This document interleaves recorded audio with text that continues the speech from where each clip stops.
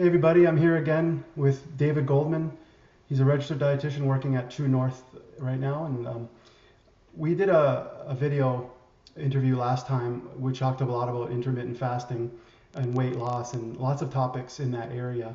So this time I wanted to focus on intermittent fasting along with, kind of focused on the health benefits that we talked about some of these things last time as well, but I wanted to drill down some more. So welcome, David. Thanks, Will. Thanks for having me. It's great chatting with you again. Yeah, you too. I really enjoyed it. It was a lot of fun, and I thought we could drill down a little bit more into the health benefits and, with the brain and some of the things. So just, to start with, what are some of the high-level benefits that you've seen in some of the research, apart from weight loss, that would be of benefit to people to try this, more than just the typical 12 hours or whatever that people do every night? What are the benefits of intermittent fasting, you're saying, that go beyond weight loss? Yeah. Yeah, there's a whole bunch of them. And sometimes it is really hard to tease apart what of these benefits are coming from the weight loss versus which of these benefits would be sustained if weight was maintained. So there's a whole bunch of things that seem to benefit from intermittent fasting. One of them is insulin sensitivity improves. So that means it pushes us further and further away from diabetes. Also, people are looking at Alzheimer's as like a type 3 diabetes, possibly. So basically insulin insensitivity in the brain. And we can seemingly push further away from that as well. And so there's some great benefits in terms of brain health. So, we're basically sharpening from fasting. As we get hungry, our bodies are trying to help us find food, and so hunger hormones like ghrelin go up. It helps us go and get that food, and that's actually very virtuous. It's productive for lots of reasons, like I'm saying, in terms of trying to help us maintain a sharp mind. Proteins like brain-derived neurotrophic factor, specifically brain-derived neurotrophic factor alpha, goes up from fasting, and that does great things to the brain. It makes us smarter. We have lots of different mechanisms. Other ones, mitochondrial biogenesis. This just means that we're creating additional mitochondria, these powerhouses within the cell that help us create energy. And a lot of theories of aging base around mitochondrial dysfunction. Basically, these pieces of the cell are having a hard time, and if fasting can give them a boost, it seems to be really productive for brain health. I could go on. There's stem cell dependent regeneration. So basically, we can actually cause these stem cells, these dormant cells in the body, to proliferate, to become active and to do wonderful, wonderful things in the body, and kind of actually cause brain growth. And exercise, by the way, also increases BDNF, or brain-derived neurotrophic factor. So really, it's important for us to not just be fed, but to be in the opposite of fed. There's a yin and a yang to it, and both are essential to optimal health. So they both play a really important roles. I could keep going, and there's tons and tons of benefits, but I'll just give you the teaser there. So do you think it's from, we talked about some of the different stressors that, like weightlifting or exercise. You mentioned you were doing some cold therapy.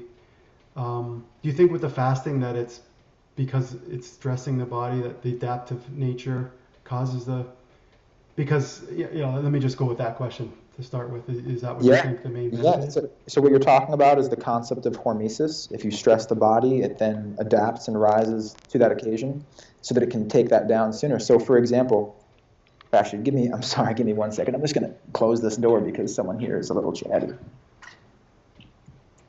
you mind if I just close this door? I'm going to close it. Thanks. Sorry about that.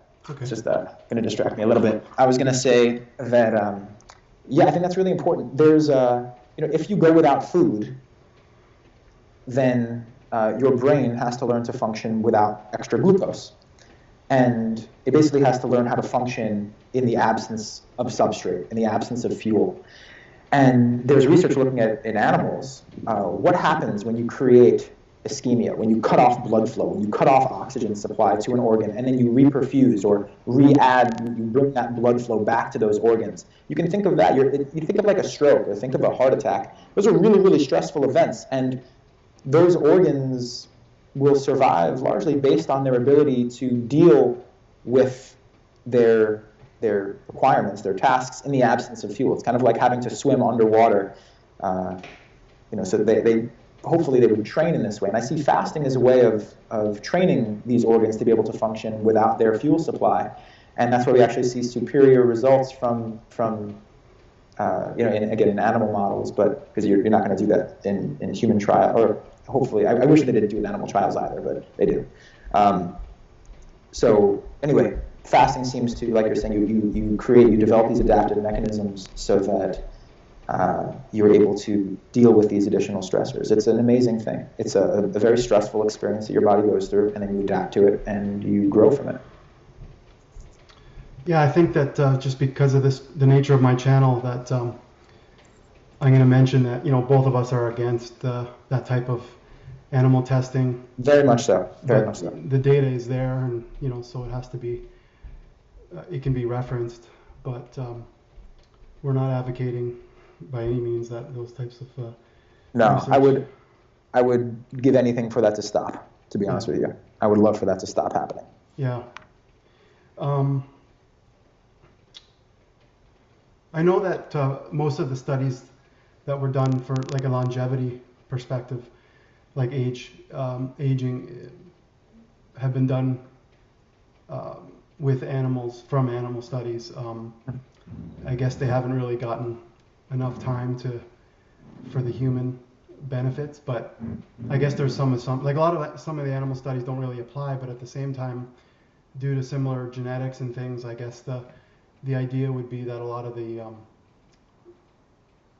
benefits would happen with humans as well, like as far as yeah, a lot of these mechanisms, a lot of these pathways are conserved between species. So we have more, we can see what happens in more cycles of life with worms or fruit flies, but we see the same markers present, the same marker.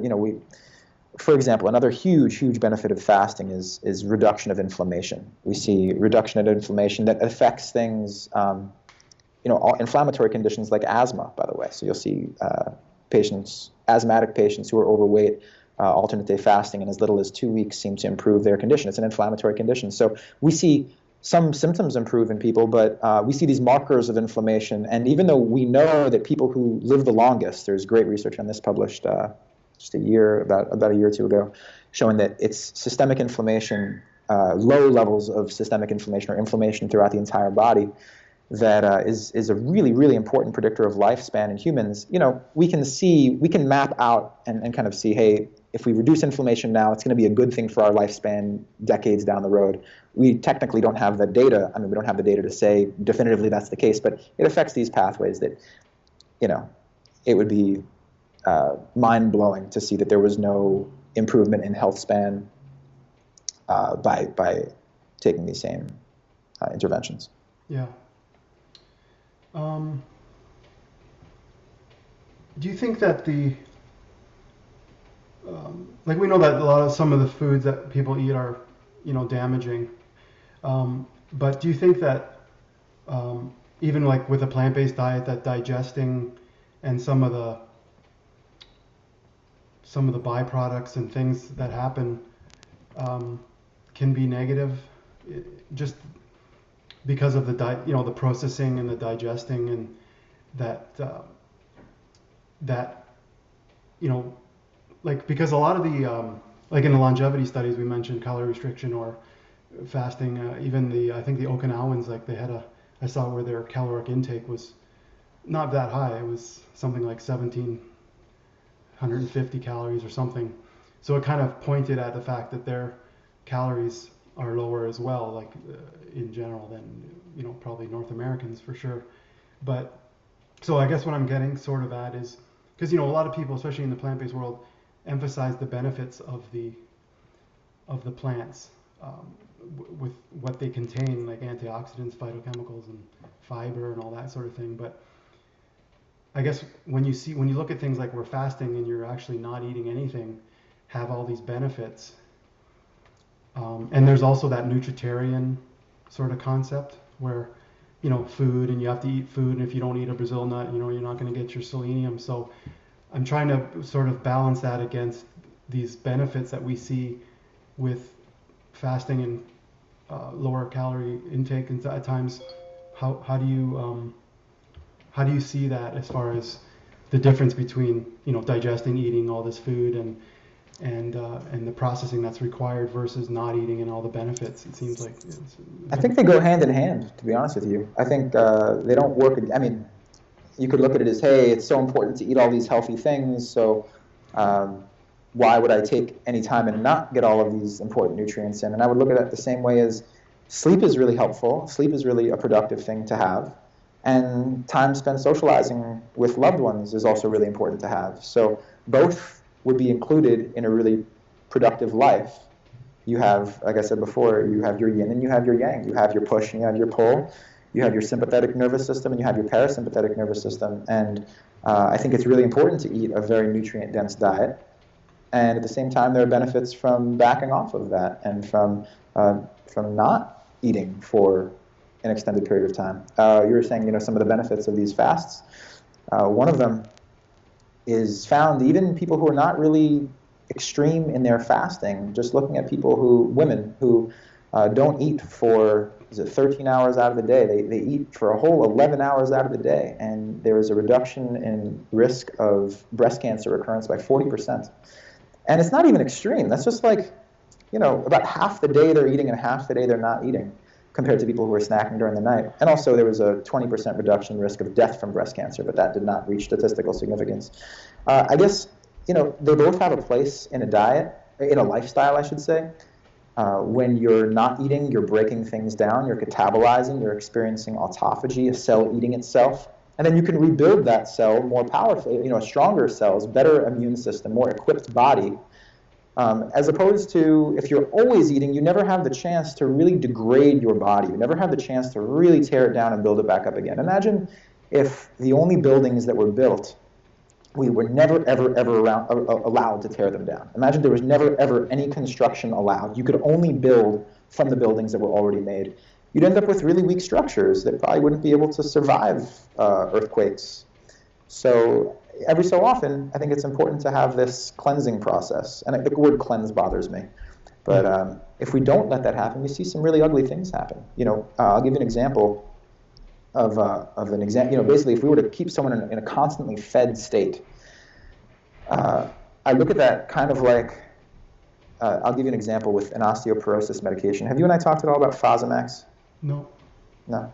Fosamax is I'll get just a little high level for 2 seconds. We have bone cells. We have the bone cells, the cells that grow bone, those are called osteoblasts.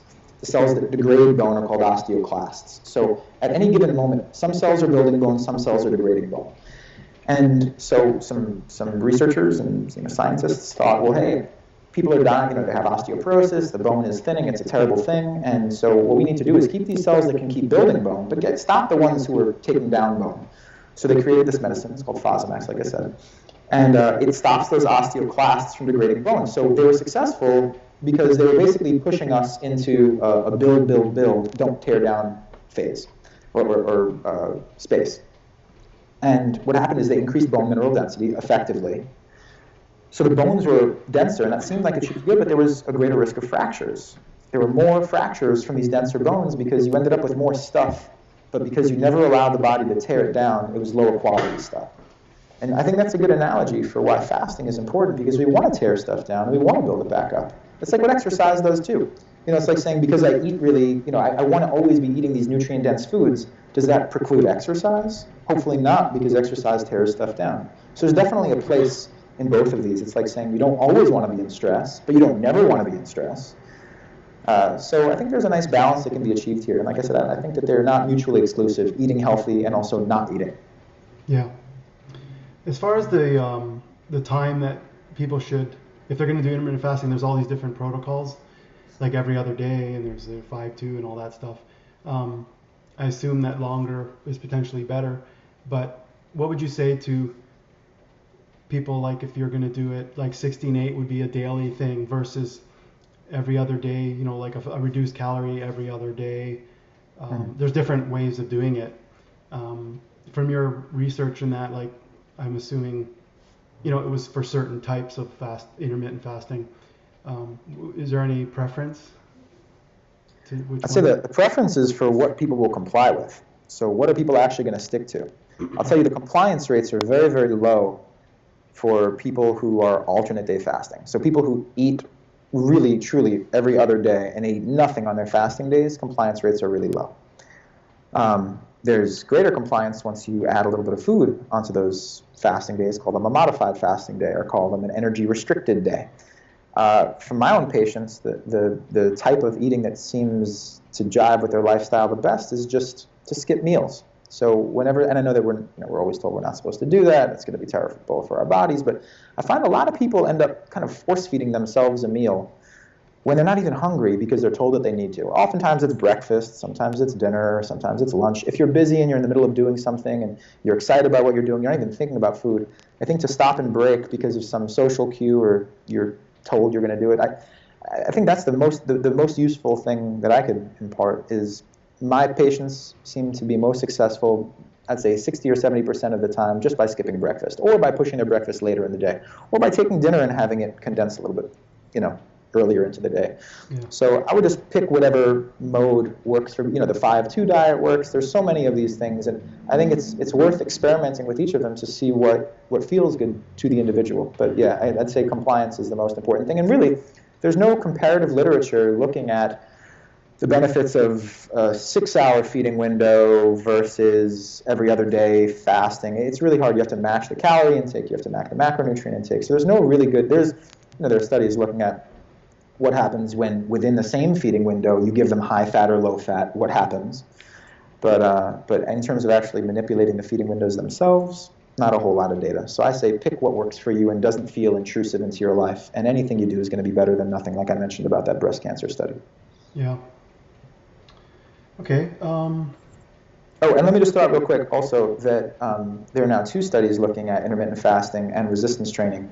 And there are lots of other studies looking at intermittent fasting and tracking activity levels. And just so you know, activity level compliance with an exercise program does not seem to reduce by virtue of intermittent fasting compared to caloric restriction. So basically, if you eat as much as you want today and then tomorrow you just eat lunch and you go back and forth like that, you're just as likely to stick to your program with exercise as you would if you were to just portion control a little bit each day or whatever it might be. So exercise can definitely go hand in hand with this. The research looking at intermittent fasting and resistance training, again, people are not suffering. People are not losing all this muscle from intermittent fasting. Far from it. Yeah. Yeah, I've been sort of pushing the breakfast till, say, noon, sometimes earlier, sometimes later. And I've been doing that for months. It's not a problem. It's not an issue at all. And, it might turn out that I eat 2 meals. I might end up eating 3 anyways. It might just be, noon, 3 or 4 and something later. It might be 1 o'clock and then I had something at 5 or 6. And so it sort of varies, but sometimes it ends up being 2 main meals and potentially a snack. How do you feel? Yeah, I feel great. It's sustainable from that perspective. Like, I'm not trying to tell anybody to, be hungry and sort of miserable and sort of, like you said, like, just if you're not hungry or you're not, don't force yourself to eat something. Plus we talked about last time where it's sort of learned behavior because, we had 3 meals a day for like decades, some of us. And so it's kind of programmed. And that's not necessarily carved in stone. It doesn't mean that you have, your body needs something at 8 o'clock in the morning or whatever. It's just learned behavior. So some of these things can be modified over time, pushed out. Yeah. And it also means you have to cook less. It means that each meal that you eat can be a bigger meal, but if you have to come up with 3 creative things to cook each day so that you're not bored, that's a big difference than doing it twice. Yeah, And that's true. yeah, it's great that you're doing it and that you feel good with doing it, and you're not holding yourself to a rule. If you're hungry at a certain time, you eat at that time. But it sounds like you're paying more attention to your body, and it sounds like you're respecting your actual physiological cues rather than just doing what we're told to do. Let me get out of that sun. Yeah, like if I'm just throwing out rough numbers here, but if somebody had 3 meals at 800 calories, like not that they're measuring and it's exact, but just let's just say for sake of argument, 3 meals at 800 calories, that was 2,400. If they had 2 meals at 1,000, two bigger meals, they'd be having 2,000 versus 2,400. I'm not saying that that's going to happen. There, people might get hungry and eat more snacks or whatever, but just the math, like you said, it could be less cooking, less things to think about. If they're busy, they don't have the time. Um, And you get less to eat bigger meals when you actually do eat. I can't bigger stand meals. grazing. When I just like graze a little bit here and there, I feel like I'm never ever full. I just feel like I could always eat throughout the day. It just becomes kind of mindless. And there is research showing that 3 versus 6 meals a day, you have three and you experience less hunger. Even if you match calories, match everything, 6 you end up being hungrier. So for weight gain purposes, that grazing ends up being more beneficial, but condensing those meals into fewer but larger feedings seems to be better from a weight loss perspective. Yeah, I'm not big on the grazing because, like you say, you never really feel satiated, and it sort of triggers eating and eating and eating. It seems like it never stops. Like what I like about doing what I do in the morning is when I delay a meal, it's easier when you haven't eaten in the morning. You wake up, you haven't eaten, you have a nice light feeling. Whereas once you start eating, like if you eat at noon or whatever time it is, to me mentally it seems more difficult to say, like, you start feeling hungry more often. Like once I start the cycle of eating, it seems like it's Yeah, easier for once me you to break the delay that seal. first meal. Then once I start eating, I know I'm going to be eating a bunch in that window, and so That's what I feel too. And that's one of the reasons why it can also be a nice thing to basically use your first big meal as your transition from work to relaxation. That to you feel sharp and a lot, the norepinephrine coursing through our veins when we're fasting, helping us find food, and it's a focus related uh, neurotransmitter and hormone. And so why not take advantage of that? Why not take advantage of that extra energy? And then once you do start eating, oftentimes I'll do that. I'll use the first big meal. I'm not talking about a handful of carrots or whatever, but the first big meal as that is my transition where I don't need my focus anymore, and now I can just relax. I can go out of that sympathetic drive into that parasympathetic. And it's nice. I like that contrast. It's such a nice feeling to have that contrast. I think we're just so used to being in the same zone all day, every day. But the same way it can be weird to take a break from work and go and take a walk outside because you're just focused in that one headspace. I think it's really nice to have variety throughout the day. You have different experiences and different emotions based off of, predicated largely through the meals that you're eating and how your energy levels feel on account of that. Food and drug. You can look at it as a drug in a fun way. yeah, like I've been studying some pretty heavy duty math and stuff, computers science, and I do that first thing in the morning.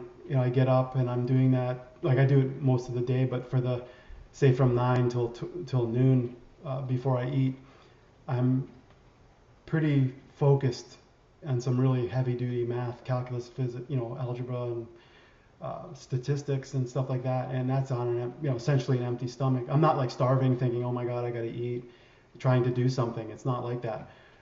And so I think I'm trying to buck some of the ideas that, I mean, sometimes if you're working out or doing heavy weights, somebody might need to eat something. We talked about this last time. They may not feel comfortable, but but like you said, I think last time that if we were looking for food and we were hungry, it kind of sharpens the mind. Even though that Sure. people would think that if you get food, that's going to give you that energy and the mental clarity, but it turns out, I've gotten emails over the years from people who eat meals and they're really tired and lethargic, and they wonder if it's the potatoes or the starches. And so it's not like it's, that eating, especially a big meal, is going to be conducive to doing a workout or even studying on the computer because you're Of course. full digesting and things like that. So it's not like It can numb you. It can numb you to an extent. If you have anxiety, you can use the insulin hit from a meal to numb you to your surroundings, and I find a lot of people do that. And so in some regards, maybe, if you're having anxiety, people might use that to then help them focus. But yeah, barring something like that, you would think, like you're saying, the norepinephrine, and it helps you be sharp, and it's a worthwhile thing to capitalize on. Yeah. I think one last question on fasting. For longer fasts, the body switches to using ketones, right? And since there are a lot of benefits to fasting for long periods of time, how do you sort of weigh that against the people that are promoting like a ketogenic diet? Because, we feel like saturated fats and all that stuff are pretty unhealthy, and they're doing it to get into a state of ketosis that sort of mimics the fasting ketosis that for longer durations, like once you get past your glycogen. Because I've been looking at people that are low fat, and they're coming at things from a different angle. Like they're trying to use the fasting and intermittent fasting in that world as well, like in the low carb world. And so, do you have any sense of the difference between if somebody fasted for a long period of time and they were in ketosis versus somebody who induced it through a high fat diet? Sure. I mean, the question is, can you get all the good stuff without the bad stuff, right? What is the way to get the benefits? And just like you're saying, there are benefits of ketones, and one that's been really promising, one is called beta-hydroxybutyrate, seems to have some really amazing effects on the body. It's not to say that you can't be really healthy without going into ketosis, but and by the way, we're not going to go into ketosis from an intermittent fast, skipping breakfast. We're not going to go into ketosis. It will take days to get into ketosis unless there's really intense exercise happening throughout. So there are still benefits to intermittent fasting even without the ketosis, so I'll throw that out there too.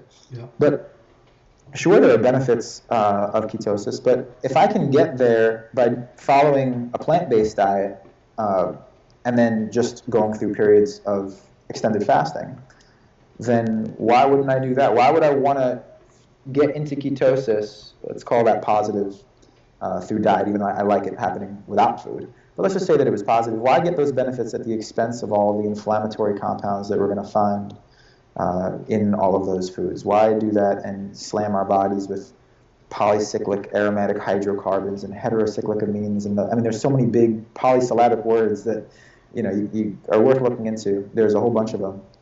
Advanced glycation end products, and I could go on for a year. But why take that? Why take the plus with the minus? It's kind of like looking at a Mediterranean diet.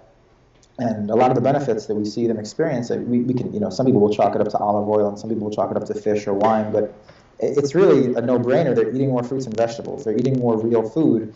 So, yes, I could go to the Mediterranean diet and have 2 steps forward and 1 step back, and maybe I'll end up making progress compared to an American diet, which you would. But I'd rather just get the best of all worlds, which is following a real food diet, a whole plant food diet, and then going through periods of fasting, whether it's intermittent fasting or extended fasting or both. That way you just get all the pluses without the minuses. It's like, if I had to run, I'd rather run through a park than run in the middle of a crowded street huffing muffler gas. So, why not just get all the good stuff without the nasty stuff? Yeah, that's a good point. All right, so I've got a few questions from viewers. I've been answering questions for a few years and interviewing experts like yourself to try to pass this information. I've recommended all sorts of books that people look at. So what I like to do these interviews with experts is it provides some authority and your knowledge to the people, and I hope that they are interested to look up the scientific studies and see that for themselves and try to look at the studies if they can and try to question things but I have and I've had so many questions on every topic, but I asked for some people for a few questions lately for you, and a couple things that are similar was sort of a hormonal related questions. One person had lipedema, and they said weight loss is almost impossible. And another person has hormonal disease and they're on medication. And a lot of times, like, people will say that they're doing something like Mary's Mini or a maximum weight loss, like they're on target with their diet. So when people are suggesting that they avoid oil, like the common response if somebody says they're not losing weight is to go calorie density, lower your calorie density, get rid of the oils and nuts, and I usually, restaurants and snack junk foods and all that stuff, and even flours, you can go down like the maximum weight loss approach. But so these are mostly women that have some hormonal issues, could be thyroid, and so what are your thoughts on what they can do to help with some more fat loss? Let me think. I mean, part of it is there's a few pieces to this question, right? There's the people with hormonal imbalances, and so I guess the first thing is I would hope that they would go and see their endocrinologist, and if there's, if they've had their thyroid removed, hopefully they're taking a medication that will provide them with thyroid hormones. And so I have a lot of patients who are taking Synthroid or Armour or whatever it might be, but hopefully their physician has gotten their labs into, their numbers into the right range. And then when that happens, then metabolic rate seems to correct, and it does better, and that's good. And then, and obviously uncontrolled, basically unmanaged conditions like hypothyroid, obviously that's going to affect your metabolic rate. So once that's in place, then I would say, the same thing I would say to anyone, which is, yeah, you might have a harder time dropping body fat, but the laws of thermodynamics still apply. I think it's important to validate people's experiences and to say, hey, look, if they're actually compliant with the diet, I think it's important to recognize that and to say, hey, look, I know you're following this, and I know that it's frustrating to you, because sometimes people will just say, hey, I think you're lying. Like, there's no way you're actually eating this way because everyone who eats this way loses weight. I don't think that that's the case. I have a lot of patients who have to make modifications beyond just a typical starch-based diet. For example, actually, I just had a patient this morning where I know this might be hit with some controversy, but I see patients overdo fruit. I do. I see people stop weight loss in its tracks from eating copious quantities of fruit, or even things like huge amounts of rice or oatmeal. And I know that on a plant-based diet, we say, hey, the magical thing about this is you can eat unlimited quantities of any food you want that's on this planet and you'll still lose weight. And for a lot of people, that's the case. But for a lot of people, it's not. We say eating fat makes you fat. And I think that that's a little misleading, because you could follow a no added fat diet and you could still stop weight loss in its tracks. And there's some mechanisms through which this happens. Did we talk about that last time? I forget sometimes what we've been talking about. Did we talk? No. So can I get a little bit sciencey, not too sciencey on you? Sure, yeah. Cool. So we oftentimes lean on this biological process. It's called de novo lipogenesis. De novo means of new, and lipogenesis means the creation of fat. So they're saying creating fat from scratch, basically. And it's a really hard thing to do. It's a really hard thing to make happen. So you could just eat a huge amount of carbohydrate and not turn that carb into fat. Even if you're at a caloric excess, even if you're eating more calories than you require to maintain your weight, you still wouldn't make a whole lot of fat from the carbohydrates that you're eating. But what we don't usually talk about is that if we eat tons and tons of, huge amounts of fruit and that has other repercussions as well in terms of raising triglycerides and other things.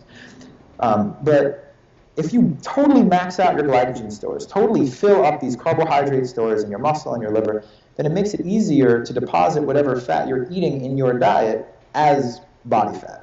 So even if it's very little, let's say that you work your butt off, you get down to 10% of your calories from fat, which is a really hard thing to do. I've gone as low fat as I could possibly go. I still think it's hard to get below 10%. I think it's hard to even hit 10%, even on the most starch-based diets, even the purest. Let's just say that 10%. Let's say you're on a 2,000 calorie diet, 10% fat. 10% of 2,000 calories is 200 calories.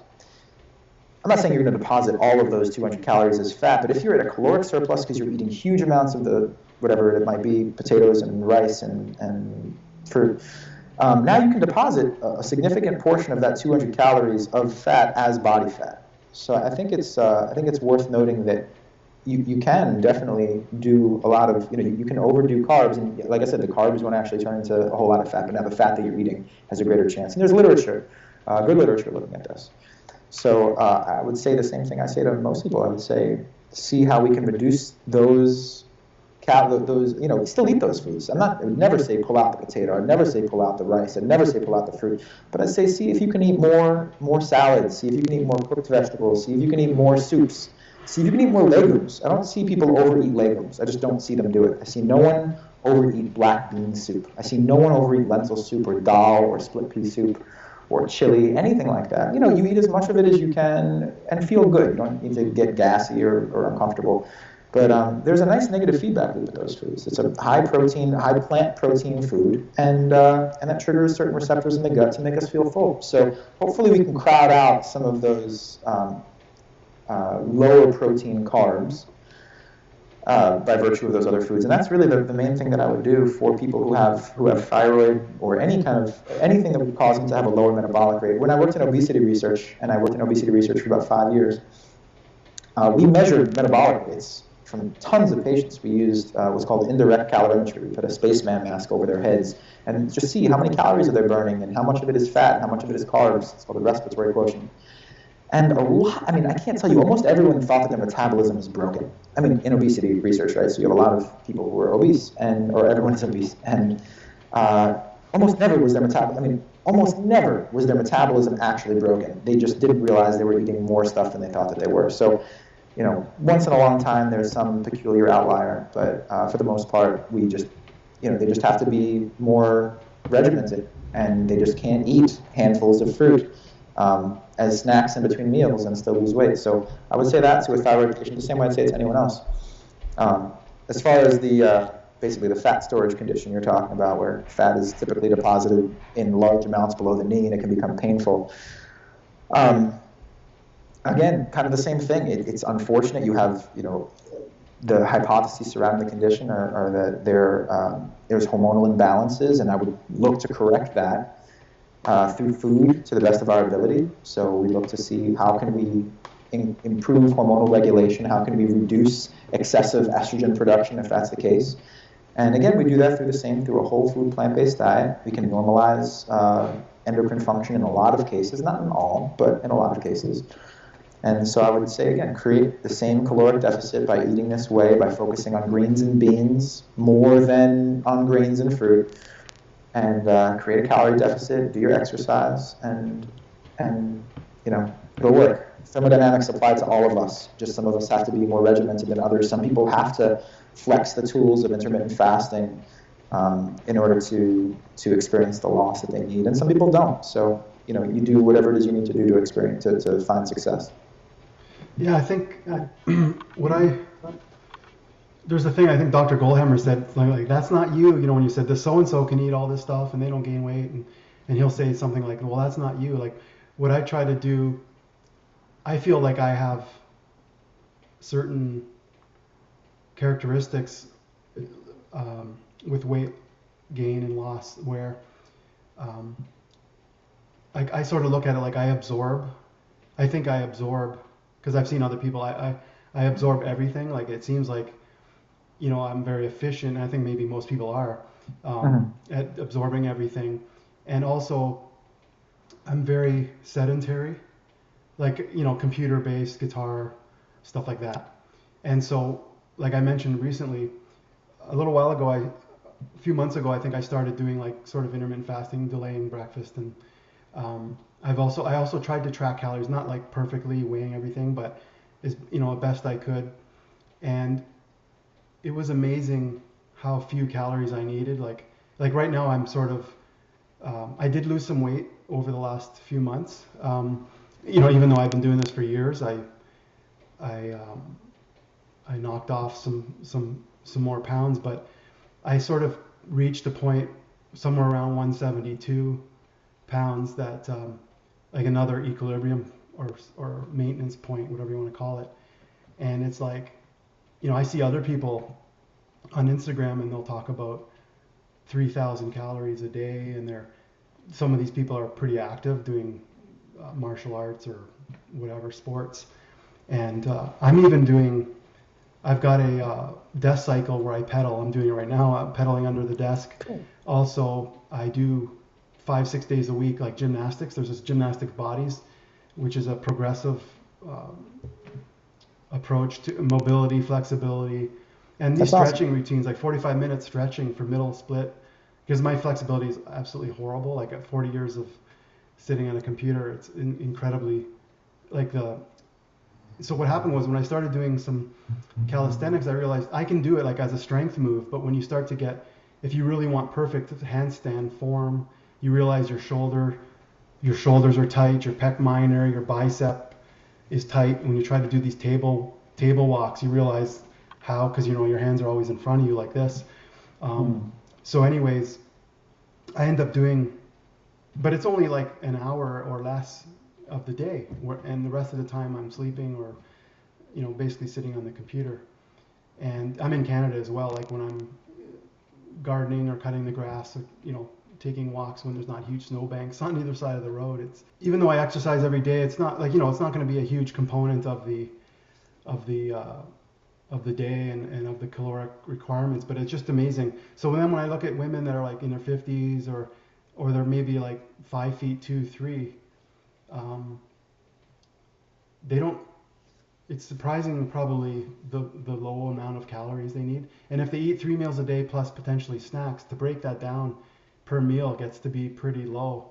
And that's why I think, like when we mentioned earlier, the intermittent fasting, that if people can maybe, who have that limited calorie intake, they could potentially delay and have 2 meals and sort of give themselves a more palatable approach than having to really cut their portions and stuff. Yeah, I agree with you. I think we chronically underestimate or we underestimate what we're actually eating in a given day. And oftentimes, because it's a healthy food, we think, oh, well, that doesn't count somehow.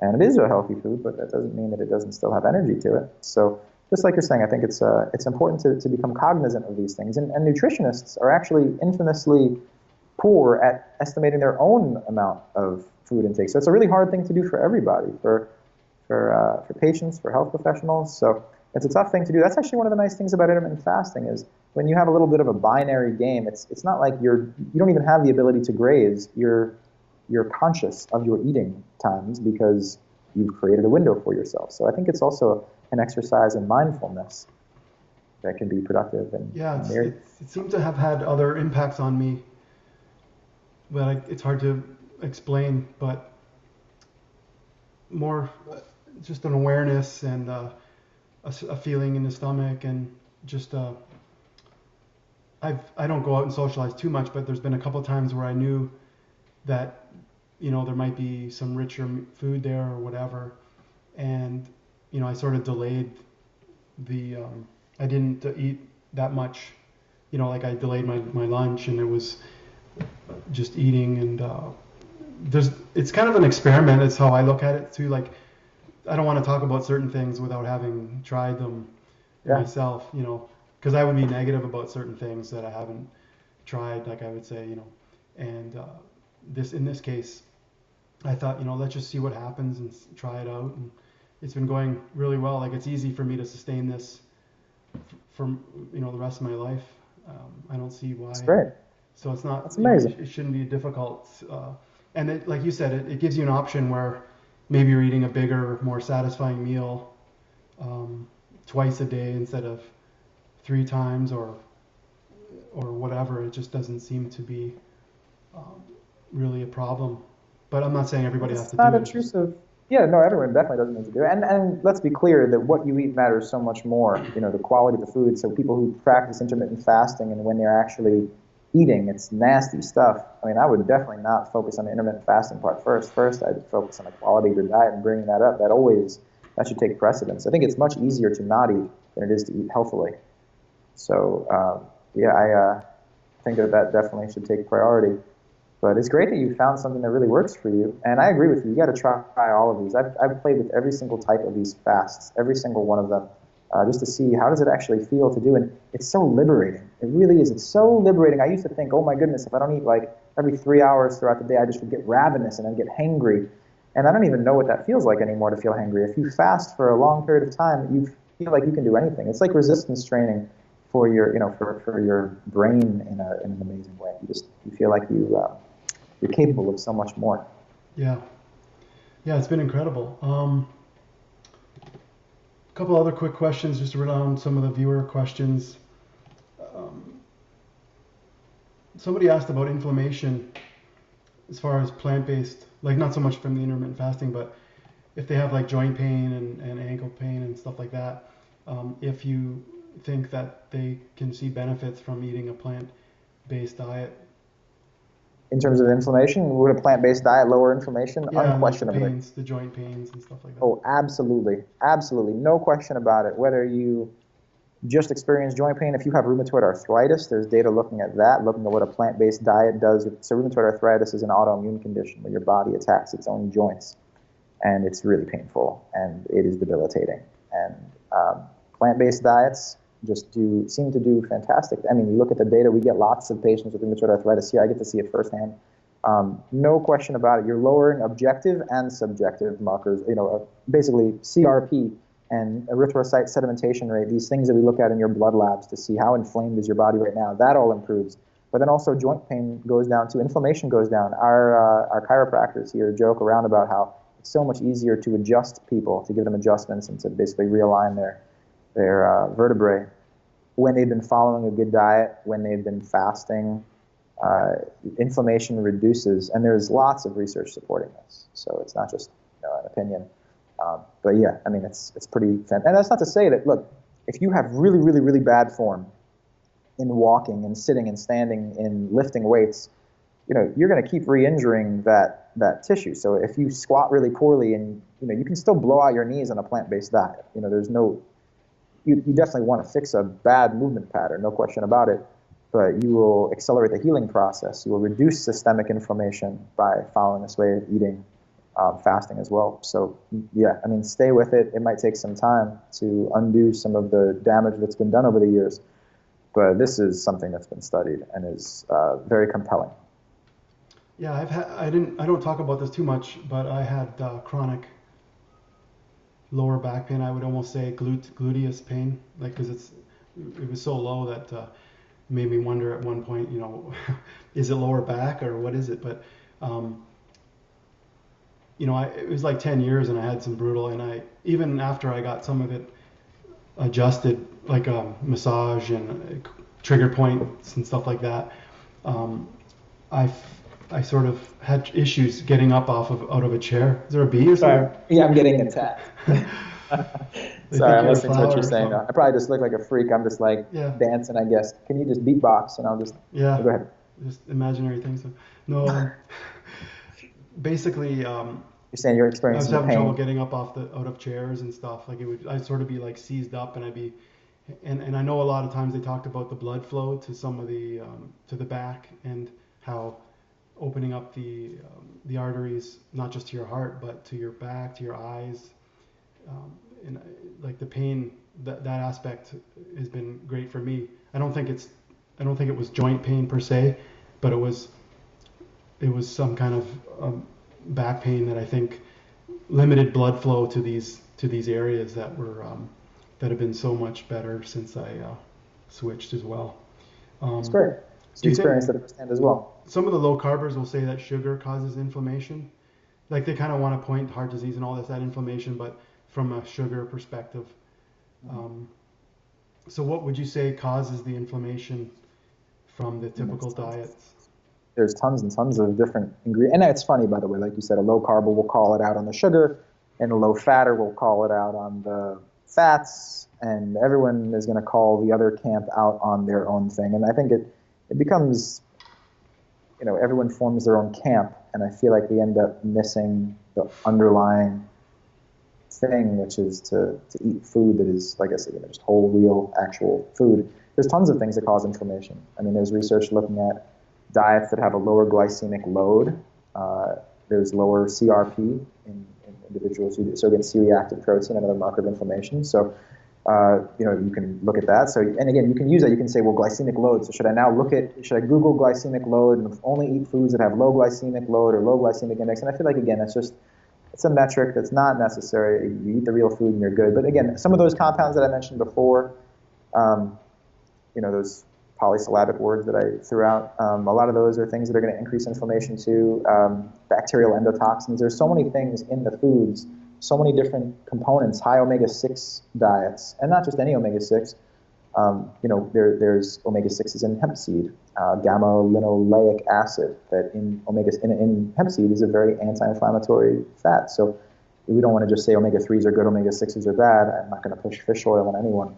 And I wouldn't pull out the omega-6s from the hemp seeds. So there's lots of different ways of looking at it. You could look at the omegas, you could look at the quality of the carb, you could look at the high methionine content of meat, increasing homocysteine levels. Homocysteine is another inflammatory marker that's linked pretty strongly to cardiovascular disease. So there's so many different angles of this that we could look at. But I think really it doesn't have to be super complicated. It can be as simple or as complicated. If you like the mechanisms, there's lots of them. But at the end of the day, it boils down to the same thing. Yeah, it's like whole T. Colin Campbell. You just want to. The more detail you get, you go down the rabbit hole sort of thing, and to get back to whole foods and not try to. Exactly, it's fun. I don't even want to learn talk about low fat anymore, to be honest, because I don't see the diet as low fat. Like if something is a natural, like if you eat plant foods and this whatever it is, right? And so I don't I'm even getting to the point like I don't want to say this is low fat or high carb or whatever. It's just a whole food plant-based diet and not try to break it down into macronutrients like that. It's just it seems kind of unnecessary, doesn't it? And I mean, it does make sense to some extent. Like if someone is trying to lose weight and they weigh, they're a morbidly obese person and they're eating a whole lot of avocado and a whole lot of nuts, then we definitely want to look at that as a potential culprit. But if you're of a healthy weight and you want to add some of those foods, there's no reason to. So I agree. I think we definitely we go down the rabbit hole, like you said, and we get militant about our side, and at the end of the day, it just seems kind of weird. It seems weird to say avocado is a bad food.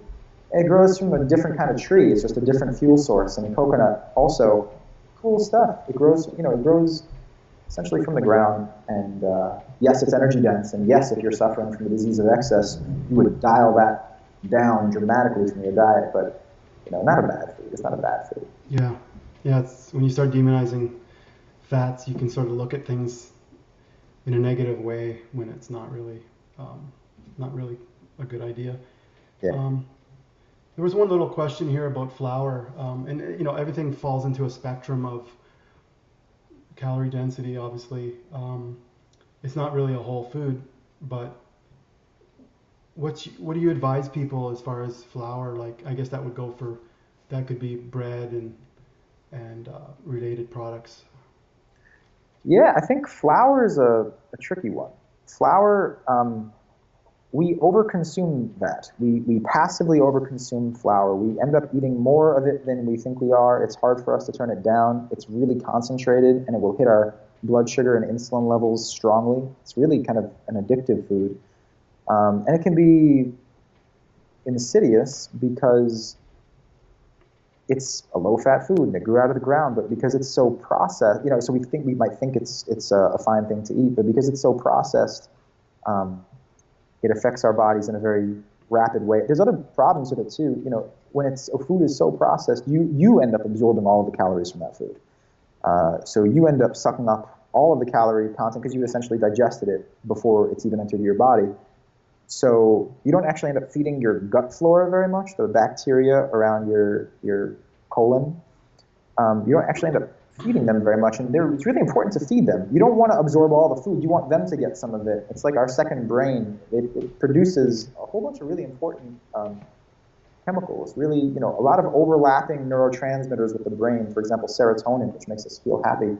We're going to produce that from that area, and if we process actually feed those bacteria enough, and we end up taking hits for that. So I think we want to minimally process our food. I think we want to have it as whole as possible. I understand there's really no way to, like, I don't even know what an oat looks like growing out of the ground. So oat groats would be the least processed version of oats that I could think of, right? Oat groats, and then steel cut oats, and then rolled oats, and then instant oats maybe. So there's a spectrum here, and it's not like I only eat oat groats. I'll also eat steel cut, and I'll also eat rolled. I happen to have arbitrarily essentially drawn the line between rolled and instant.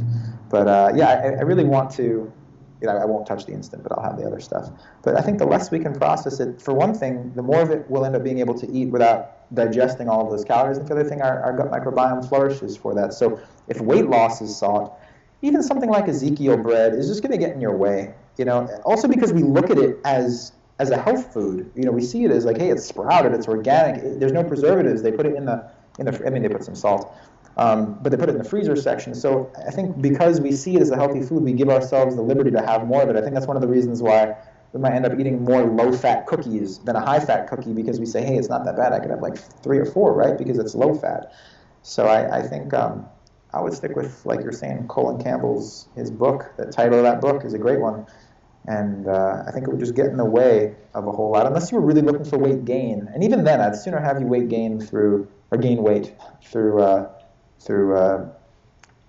sesame seed, like a tahini-based hummus, not olive oil, tahini one, or guacamole that you're making yourself, or nuts, even dried fruit. I'd rather see any of that more than actually breaking down the food and crushing its intact fiber. That intact fiber is so important.